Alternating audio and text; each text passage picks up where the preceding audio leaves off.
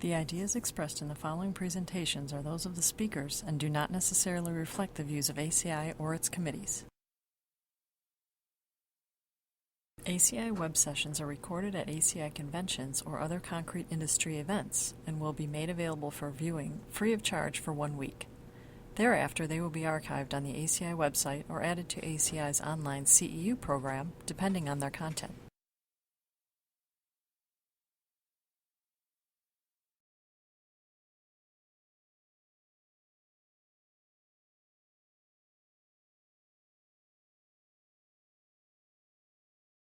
Good morning, all. It is a pleasure to meet and speak to you today about my hobby. My hobby as a retired structural engineer is anchors. I love this industry. I've been involved with it for 30 years because back in 1980, Commonwealth Edison in Chicago had this issue called NRC 7902, which said you had to prove everything to the NRC that all your anchors were installed well. And I happen to be the gullible person to volunteer to do that and manage that work. So I've been playing with anchors for, almost 33 years, and I've enjoyed it. It's an interesting, very interesting and enlightening industry. I'm going to talk about the theory, code design, and anchor qualification for bonded anchors. Larry already had this slide on the screen. We're going to talk about this dude right here, the post-installed adhesive bonded anchor. Not the grouted anchor, but the adhesive bonded anchor. And likewise, you can either use reinforcing bars or continuously threaded bars. They are the norm of using. You don't want to use a smooth bar. It doesn't work. In terms of anchors, we have several types. We have the cast-in-place anchor and the post-installed. I think most of us are familiar with the mechanical anchor. Those mechanical anchors are undercut and expansion anchors. I think we're going to see another branch over here, not in 2014, but in 2018. We'll see another branch here called concrete screws. ACI 350 has got that done for 318, or will have it done shortly. And over here, I think we're also going to see something called concrete channel anchors. That's cast in place. But really, we're talking about this group of anchors right here. It's a post-installed bonded anchor. In general, post-installed bonded anchors can carry tension load. They can also carry compression load because they're embedded all the way down to the bottom. You can't do that with some of the expansion anchors. You can't do that with a wet anchor. It's pretty difficult to do it with a drop-in anchor, but you can do it with a cast-in anchor or a adhesively bonded anchor, and all of these anchors carry shear loads. The bookends of this slide apply to everything. The concrete breakout failure and the anchor steel failure apply to all kinds of anchors that we use for design, whether they're cast in place or post-installed mechanical or expansion anchors. What we're talking about now is this new area in between here called a bonded failure. And the bonded failure occurs in one of these modes. We're going to simplify that because we can't have a design procedure unique for each of those failure modes. We're going to select one that's simple, and we're going to take this, actually going to take the middle one, where we actually know something about the design. We know the diameter of the anchor rod, and if we know the diameter of the anchor rod, we'll figure out what the bond stresses of the adhesive need to be. Back in the early 1990s, our friend Ron Cook at the University of Florida, now retired, started playing with adhesive anchors. He also looked at the different models that were available at the time. We knew that we could have a uniform model. Theory of elasticity would give us an elastic model. We also know from the previous photograph here that the failure mode really looks something like a bond model and a concrete cone up at the top.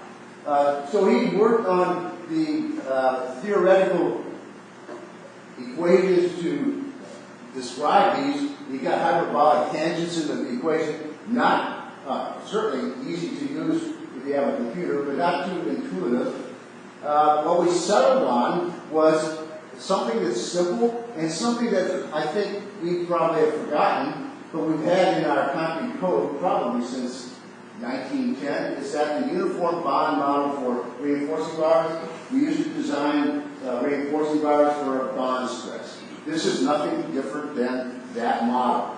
It's a uniform bond stress along with embedded length, and there's really two bond stresses that are of interest. One is the bond stress of the bar to the adhesive, and the other is the bond stress of the adhesive to the substrate or the concrete.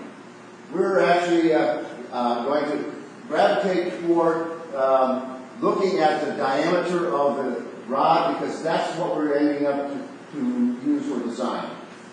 So this is a very simple bond model. I mean, it's some bond stress tau times the circumference times the length. That's the area. It's a very simple bond model, and we've had this bond model around many years. Does it work? Maybe to some of you this looks like a shotgun scatter plot, but for us who work in the anchoring industry, this looks good. It really does look good. Now, they're scattered around here, but that's the kind of thing that we need to and understand exists with concrete anchor failure. So this, we consider this a good representation of the uniform bond stress is a good representation of behavior.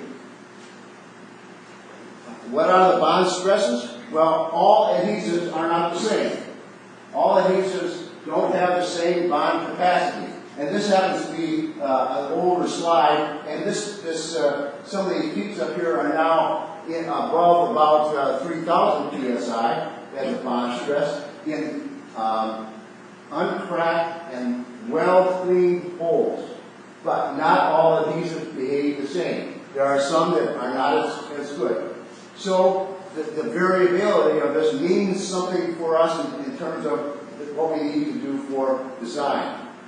The variables that affect the strength of a adhesive anchor are these. There's many more, but these are the key ones. The key one is, I think, hole cleanliness, temperature in installation or temperature during service. You know, you get these things close to the boiling point of water, they die. I mean, the adhesive softens, so they don't survive at high temperatures.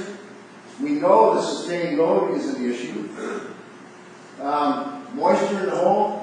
Most adhesives are not moisture insensitive. They oftentimes are moisture sensitive, and because they're moisture sensitive, if you have moisture in the hole, they don't cure properly. And of course, cracking also makes a difference. If you lose some of the bond area, you get a different characteristic. So these are some of the factors that affect adhesive anchors. And because of all the factors that affect it, what we need is a qualification program. A program that says how this anchor performs under different conditions. So in ACI 31811, Larry also had this slide on the screen. We have rules for qualifying anchors as well as to go about design. The Appendix D says that the adhesive anchors must meet the acceptance criteria. That acceptance criteria is ACI 355.4. It is an ACI standard. It in essence is what we might want to call an ASTM standard, but ASTM hasn't gotten to making it a standard yet. It is very similar to something else that is an ACI standard, and that's ACI 355.2, which is for the mechanical anchors. We can use these anchors in seismic applications, and we can install those anchors, provided we have a good installer, from downhand easily, but anywhere from the horizontal to overhead installation orientation. However, there is a code clause that says the installer certification required for those positions. What is this anchor qualification? What is this 355.4 document? Well, not all adhesive anchors don't exhibit the same behavior. There's no generic low deformation curve that I can show you that applies to all adhesive anchors. The consequence is there are also many differences in how these things behave when you put them into cracked concrete. The behavior is very sensitive to installation. You screw up the installation, something happens. And those case studies are screws up installation issues.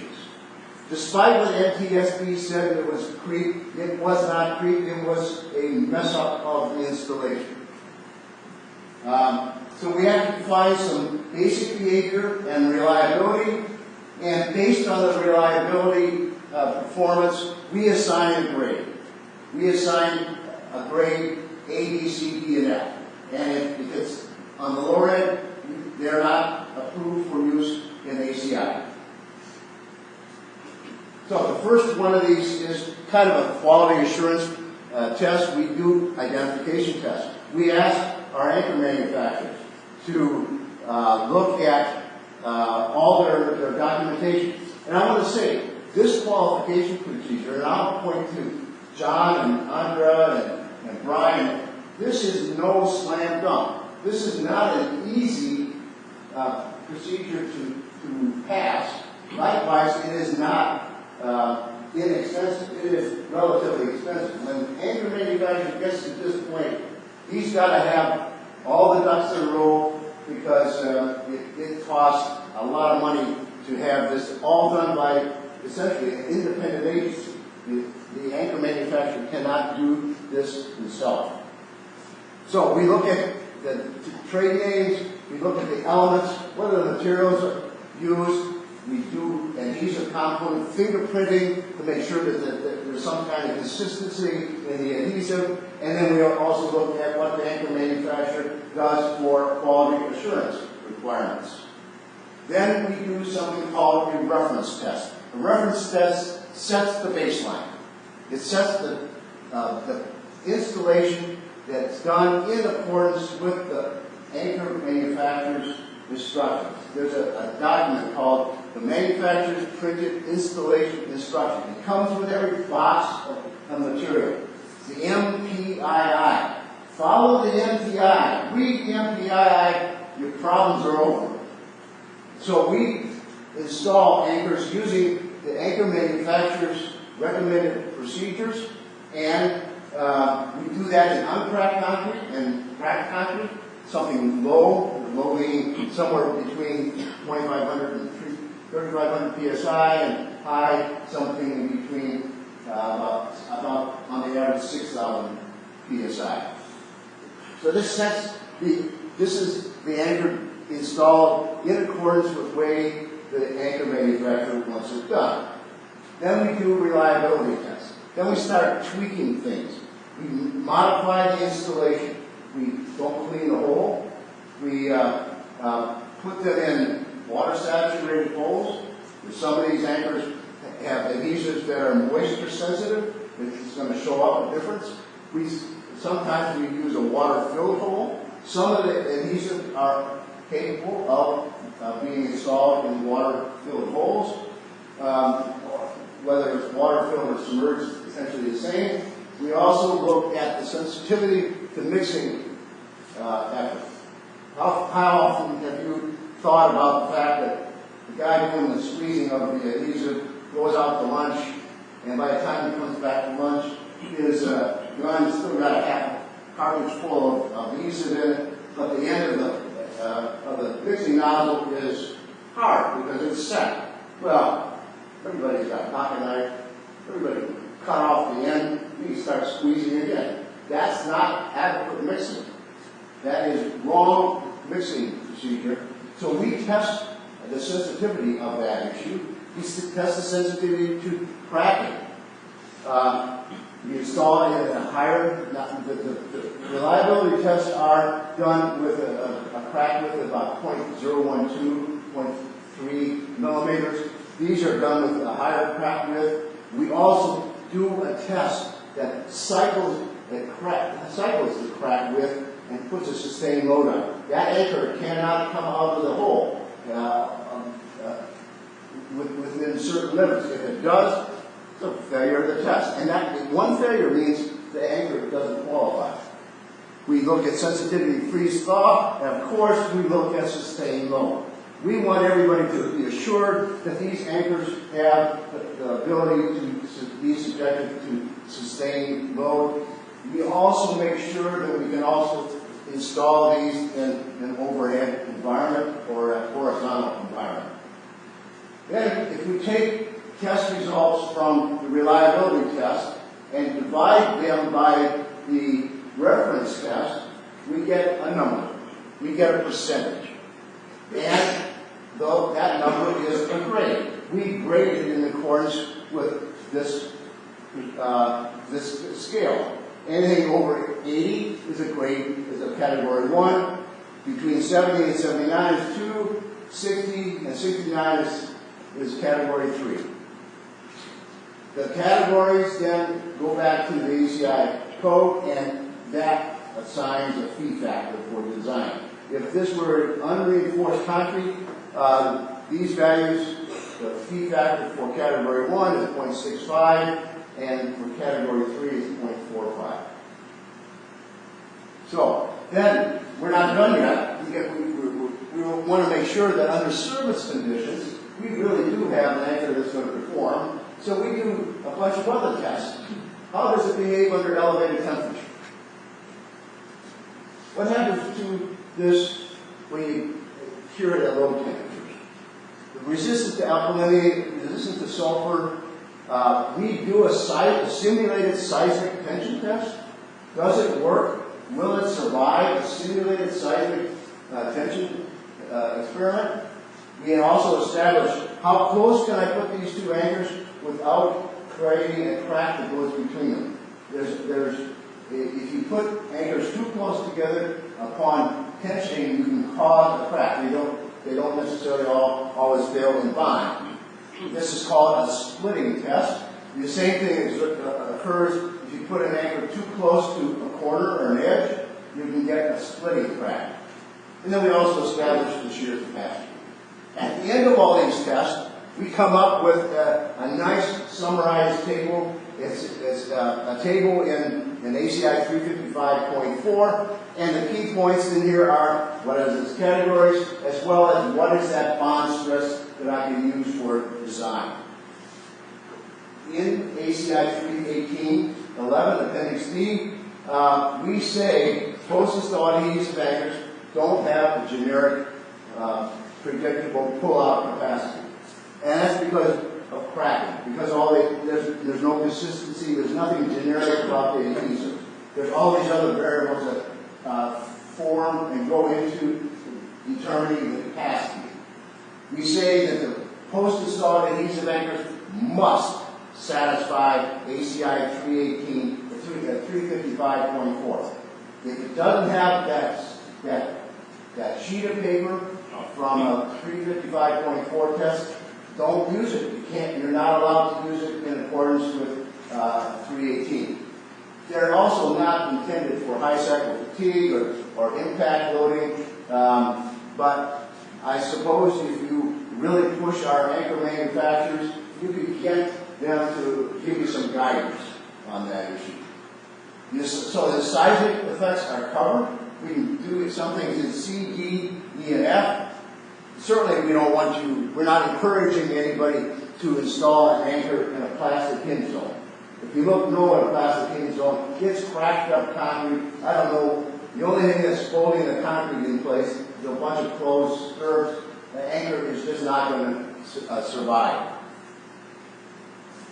But there are provisions for post-installed anchors to be used in earthquake zones. If you're going to use them, it has to pass the simulated seismic test in 355.4. We can also use these in horizontal, in addition to downhand, we can also use these in horizontal to upward overhead installations. But here is the key, and there's a clause in the code that says it must be installed by a certified installer when subjected to a sustained load. And I don't know what anchor overhead is going to not have a sustained load if it's intended to be holding up something that is a dead load. So we have provisions, we have rules that say how I can use these things in the overhead position. We can use them in lightweight concrete. Lightweight concrete is not very kind to anchors. We have some pretty big reductions here. These are the normal reductions, the lambda factors for normal weight, standard lightweight, and all lightweight. When we stick expansion or adhesive anchors into lightweight concrete, we take an additional 20% on anything that fails in the concrete failure mode. And if there's an adhesive bond failure, we take an additional 40% off of that capacity because at this point in time, our experience says they do not perform as well in the lightweight concrete. We can stick anchors in a whole different kind of concrete. You can use them for cast in place if it goes up to 10,000. For any of the post-installed, you can go up to 8,000 psi concrete.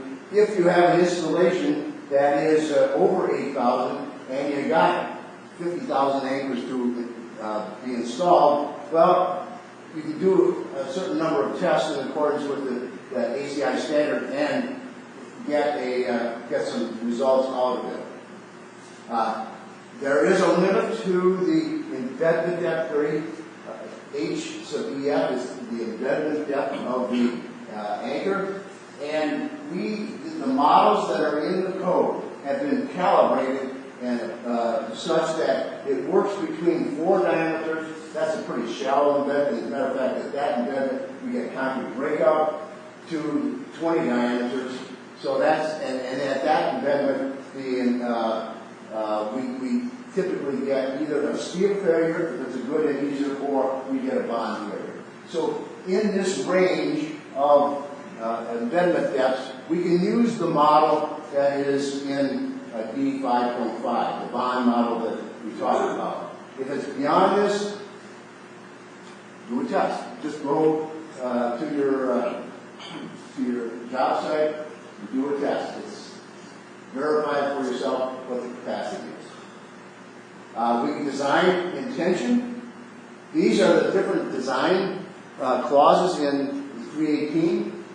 The steel failure, the concrete breakout, concrete pullout, concrete side face blowout, and bond strength. These 5.3 and 5.4 don't apply to adhesive anchors.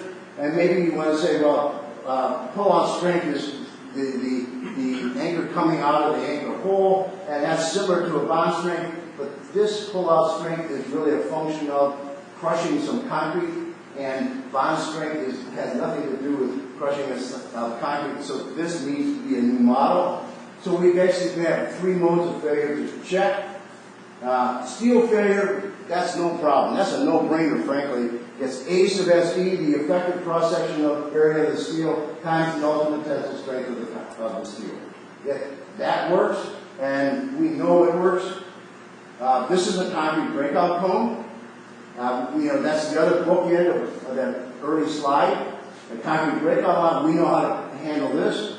We have a model for that. This is the model. It's some coefficient times a modifier for lightweight concrete, measurement of the tensile strength of the concrete in terms of root FC prime, and a function of the embedment depth. And we have different coefficients depending upon the type of anchors. The cast-in-place anchors are fundamentally more efficient anchors to use in concrete than a post-installed anchor because they transfer load primarily in compression. They crush the concrete. The rest of these use bond or some kind of friction that's not as efficient, and therefore there is a lower coefficient KCC. We have a model. We have, I call this a user-friendly model, and this user-friendly model this is for the single anchor concrete breakout. I want to use to know what the single anchor model looks like, because I want to extrapolate that and put it into an anchor group to account for spacing as well as edges. This single anchor model has got a cone angle of about 35 degrees, and instead of being a circle, we simplified it because it's easier to do, make it a square. Now, way back when, Larry mentioned Nelson Stud book. If you looked at that early edition, they actually calculated how much concrete was lost by intersecting cones. I've done that once. That was one time too many. This is a simple, useful procedure. And this area is very easy to remember. It's 9 times HEF squared. So when that's okay for this guy, but what do we do now when we lose some of that area? Or what happens when we bring those anchors close together? So I'm going to have to account for some kind of edge and spacing effect, and we do that with the same model. In this group, if this is a corner, I have a CA2. If CA2 is less than 1.5 times the effective embedded depth, then I have an edge effect, and if this distance between the anchors is less than 3 times the effective embedded depth for concrete breakup, I got a spacing effect. So this model easily accounts for edges and spacing. This is the equation. This is I call it an infinite pitchfork or an infinite Greek equation. It's got the basic capacity here, an area ratio. An area ratio accounts for anchor groups. This area, A sub NC0 is 9 times HEF squared for concrete breakout, and A sub NC is just the area of the group breakout. And it has some things that modify it. We have something that modifies it for cracking. This is for eccentricity. We have an edge modifier. An edge modifier is used because our model says that the edges behave linearly with respect to the location of the anchor. In fact, there is some nonlinear behavior. And this guy over here, pitchfork CP, is not my friend Conrad Paulson, but it's a splitting failure of an anchor. For bond, we take, we have to be concerned about sustained load. Every anchor that is provided and passes a 355.4 test will guarantee that if you keep the sustained load less than 55% of the nominal tension capacity, it isn't going to creep to failure. So we have a very simple crack bond stress. This top crack here is the 5% fractal number. It's not the average, but we take a lower bound number, and we have a molecular modifier in fact. So this equation is a very simple, uniformly distributed bond stress using cracked concrete. Our code is based upon the fact that concrete is cracked. And we're going to still apply this concrete breakout model for an adhesive because it fits very nicely into the design procedure. It fits very comfortably into the design procedure. All we need to do is really define a new term. It used to be 1.5 HEF. This is the bond failure model. We're going to call it a C and A, and it is a distance that we use to size the pseudo breakout mode for an adhesive anchor. For concrete breakout, the critical edge distance or the critical spacing was 3 HEF. For bonded anchors, the critical spacing or 2 times the critical edge distance is this empirical equation. There is no reason, and I can't give you any reason why it is in this form other than it works. And Ron Cook in Florida did it backwards, and he came up with this number to fit the capacities of adhesive anchors into the CCD design model. So we can still use that same breakout model to include the effects of bonded models. The only thing we need to do is modify some of these numbers. Instead of this being 1.5 HEF, it's now this empirical number CMA. The equation looks the same. This is the area ratio. That's the bond, single anchor bond model. It gets affected by an edge and an eccentricity, and it's less than the concrete breakout model. The concrete breakout model, with the exception of very shallow embedments, is always greater than the bond model. These are fee factors, and these fee factors apply not only for post-installed mechanical and expansion anchors, but they also apply now for adhesive anchors. And if you look at these numbers here, I mentioned that the category 1 is the best, and condition B is a condition where the anchor is in plain concrete. Where do I start from design if I don't know what anchor? Well, the code gives us some guidance. It tells us that if I have an outdoor condition and the conditions of the concrete are anywhere from dry to fully saturated, and the peak surface temperature is about 175, and if it's in cracked concrete, I probably should start using a cracked bond stress of around 200 psi. That's maybe only 10% of the capacity in uncracked concrete, but because of all the other factors, high temperature, fully saturated, that number gets knocked down pretty quickly. For indoor environments, you're not subjected as much to the high temperatures and moisture, but still the values are still significantly less than the average values. There's also an inspection requirement in D9.1 and D9.2 where it says that the anchors shall be installed by a qualified person and installed in accordance with the MPII, plus they should be inspected. And the inspection, in some cases, proof load requirements are required. I am now going to turn the podium over to Mike Morrison to talk about installer certification, which I think is really getting people to understand the proper way to install an anchor is very important. Those people that we've run into say, well, I've been doing this for 10 years. You find you've been doing this wrong for 10 years.